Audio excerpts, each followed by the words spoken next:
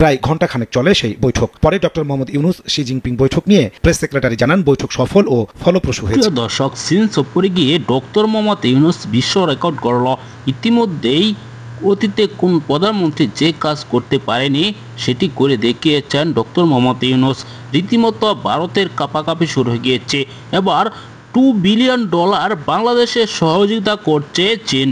তা দেখে রীতিমতো বয়ে থরথর করে কাঁপছে নরেন্দ্র মোদী। কি হতে যাচ্ছে তাহলে কি এবার ভারতকে টার্গেট করেছে বাংলাদেশ, এমনকি পাকিস্তান, চীন? না টেনে পুরো ভিডিওটি দেখলে জানতে পারবেন। এক সেকেন্ড না টেনে দেখতে পারবেন যে মূল্যবান মতামত কমেন্টে জানাবেন। দর্শক, আপনারা জানেন চীন সফরে গিয়েছেন ডক্টর মোহাম্মদ ইউনূস।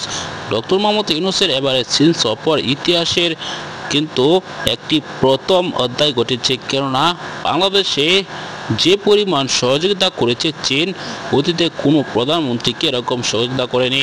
এবার $1 বিলিয়ন বাংলাদেশে সহযোগিতা করবে চীন। তার বিনিময়ে কি বাংলাদেশ দিবে তাদেরকে তা আপনারা দেখেছেন।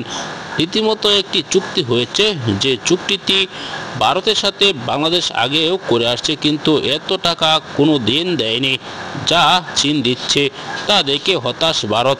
কেননা এখন ভারতকে টার্গেট করেছে চীন, এমনকি পাকিস্তান চীন ভারতকে টার্গেট করলে কিভাবে ভারত বিপদে পড়তে যাচ্ছে সেটি আপনারা দেখেছেন এই ভিডিওতে। দর্শক, পরবর্তীতে আরও কিছু গুরুত্বপূর্ণ ভিডিও আপনাদেরকে দেখাবো। পরবর্তী ভিডিওগুলো পেতে এখন এই চ্যানেলটিকে সাবস্ক্রাইব করে রাখবেন। ভিডিওতে একটি লাইক দিয়ে শেয়ার করে অন্যদেরকে দেখার সুযোগ করে দিবেন। এই মুহূর্তে বিদায় নিচ্ছি, দেখা হবে পরবর্তী কোনো ভিডিওতে। সে পর্যন্ত ভালো থাকুন, সুস্থ থাকুন। আসসালামু আলাইকুম রহমতুল্লাহ।